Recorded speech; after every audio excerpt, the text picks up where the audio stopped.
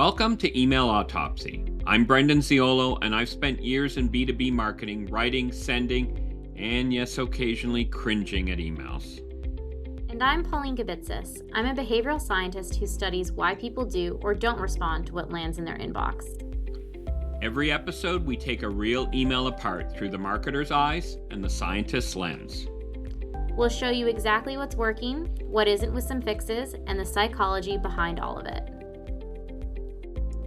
Welcome to episode 1 of Email Autopsy. Today, we're starting with where every email starts, the subject line. And the subject line is perhaps the most underratedly important element of any email. And I'll tell you why. You have about 2 seconds to capture the attention of your recipient when you send an email to them. And people's inboxes are flooded with emails. If you're like Brendan and I, you probably have around 120 emails per day, and executives tend to have even more. So this is not going away anytime soon. With AI in the picture and more content being easily able to create, we're just going to see those inboxes continuously get filled. And so Brendan and I have spent our careers really thinking about what gets people to open up an email and what makes a good or bad email. And we've pulled a few from our inboxes today to walk you through our thinking. So Brendan, maybe you could walk us through the first email we pulled. Yeah, so I think we're going to start the first one with something that doesn't quite work for them. And it's from a company that provides training in governance, risk, and compliance. We hid the name just so we're not pointing fingers at the company itself. We're just going to pick on their email. My first reaction when I saw this was the subject line is really long. And what concerns me is that not so much that people might not read it if they saw all of it. It's just most of it's going to probably get cut off. Depending on the email client, they only show part of the subject line. On mobile, that gets even shorter. So really concerned about that because on average, most email clients, most subject lines should be about, maybe 30 to 50 characters long, which is roughly 6 to 7 words, obviously depending on the length. And this one's 12 words. So I'm worried people are going to get this email and see, did you remember? Or did you remember to secure? And just have no clue what it's about. Yeah, and length aside, let's talk about quickly what's happening psychologically here when I read this.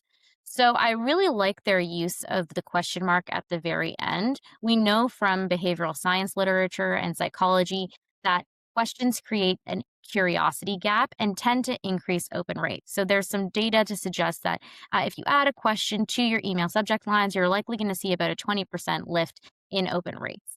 Now, the area that I think could be improved in this email is the did you remember? That phrasing feels very almost naggy, placing the onus on the recipient as opposed to just having the recipient be curious about what this email entails. And so I think a better way to actually capture users and recipients' attention is to frame it using something else like, is your GRC framework ready for AI? The reason I think this is better is because we're not actually placing the onus on the recipient, making them feel bad or frustrated about remembering something or not remembering something, but we're just surfacing a natural tension that they might have, which is, as a GRC professional, I'm worried about whether or not my organization has the right infrastructure in place to deal with AI. And so this subject line sort of would help elevate that fear and make people be more likely to click in to actually resolve some of that curiosity, some of that information gap.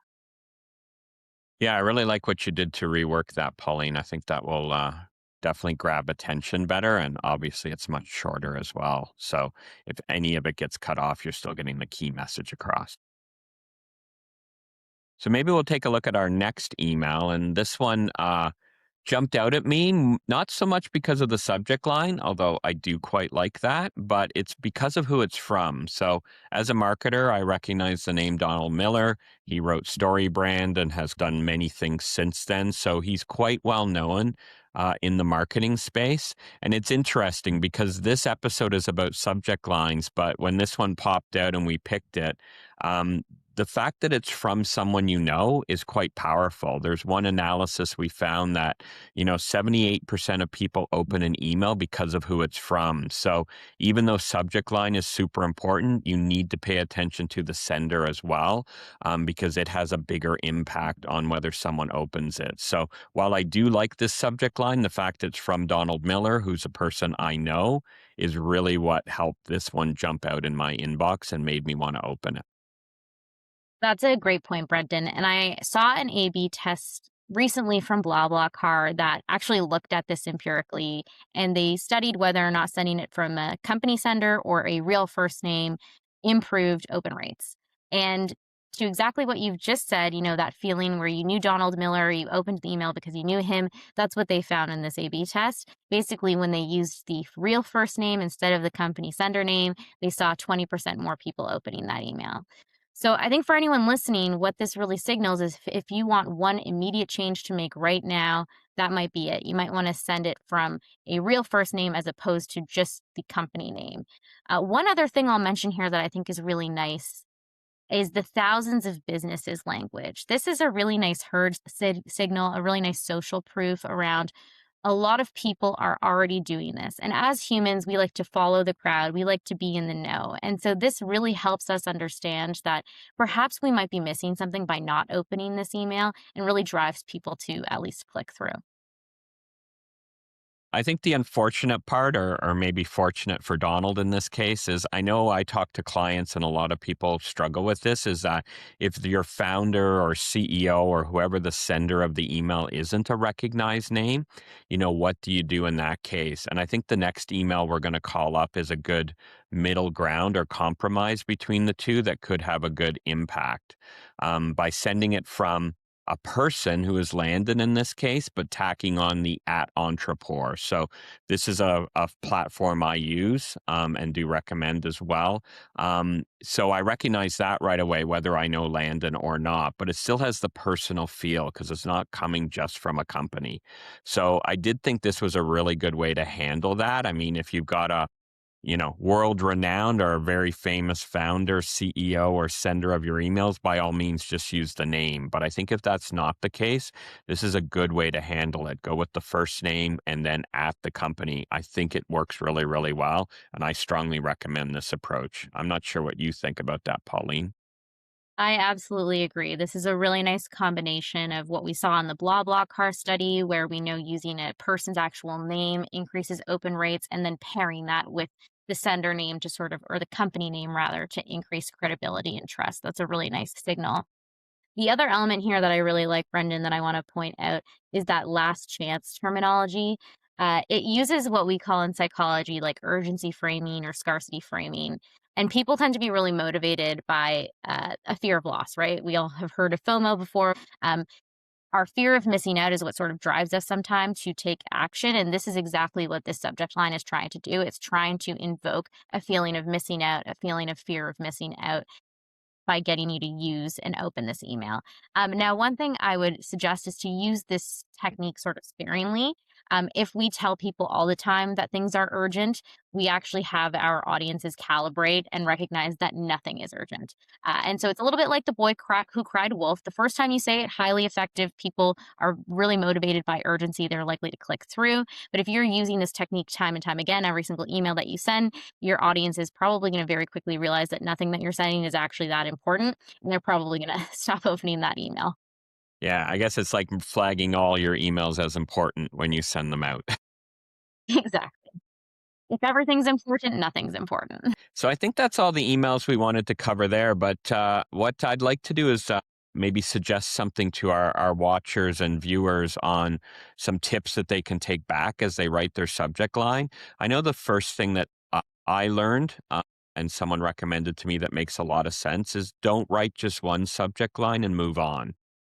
It's always best to have different options to think about. So I recommend doing three because quite often the second one is much better than the first just by taking that extra step.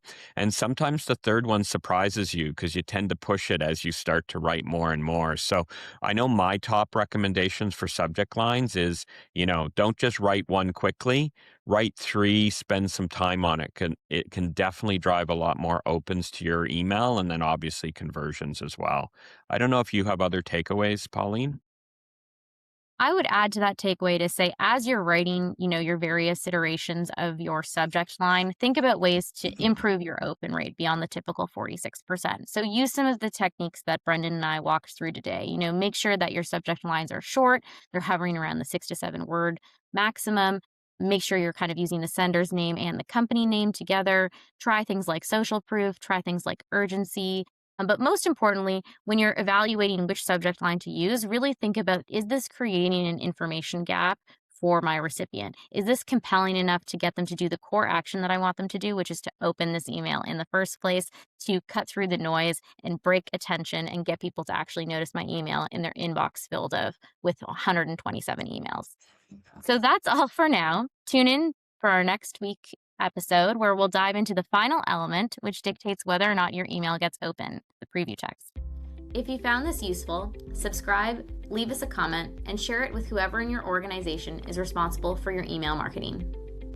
And here's something we'd really love. Send us a real email and we'll weave it into a future episode or have a personalized email autopsy session with you. The link is in the description. No deck, no pitch, just book a time. We're Email Autopsy. See you next episode.